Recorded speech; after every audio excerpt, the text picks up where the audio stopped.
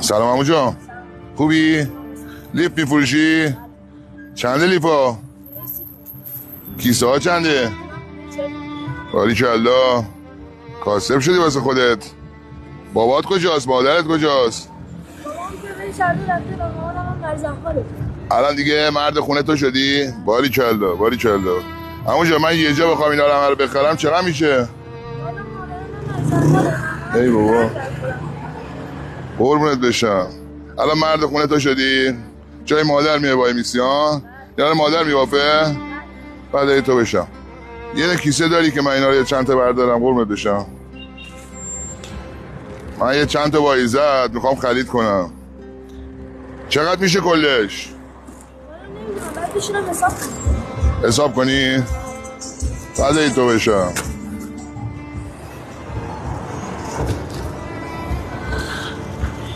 بیا این بر یه دقیقه. بیا اینجا. عمو جان دورت بگردم. تو که مرد شدی کاسب شدی اینا همه رو یه جا من ازت خرید میکنم. خب آره کرایه خونتون چجوریه؟ خودت تعیین کنیدی؟ کل کرایه خونمون 6 تومنه. 6 تومن مایی؟ از همین را در میارید؟ یه کاری من میخوام بکنم تو رو خود خوشحالت کنم. یه شماره کارت به من میدی؟ اینم شماره منه.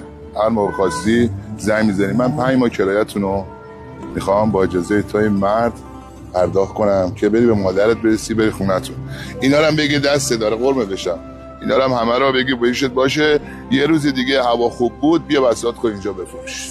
اینم تا دستت باشه تو راه تو مسیر داشته باش تو جیب پول نقد باشه. فقط شماره به من بگو مادرت زنگ بزنه. خب شماره کارت تو برای من اس ام اس فدات بشم. آره همون قربون بشم.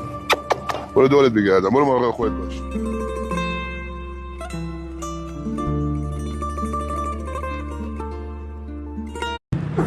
سلام عمو جان، خوبی؟ لیف میفروشی؟ چنده لیفا؟ کیسه ها چنده؟ باریکالله. کاسب شدی واسه خودت. بابات کجاست؟ مادرت کجاست؟ الان دیگه مرد خونه تو شدی؟ باریکالله باریکالله. عمو جان من یه جا بخوام اینا رو همه رو بخرم چقدر میشه؟ ای بابا قربونت بشم. الان مرد خونه تو شدی؟ جای مادر میه وای میسی ها؟ یعنی مادر میوافه؟ بعد ای تو بشم. یه کیسه داری که من اینا رو یه چند تا بردارم قربونت بشم؟ من یه چند تا وایزت میخوام خرید کنم. چقدر میشه کلش؟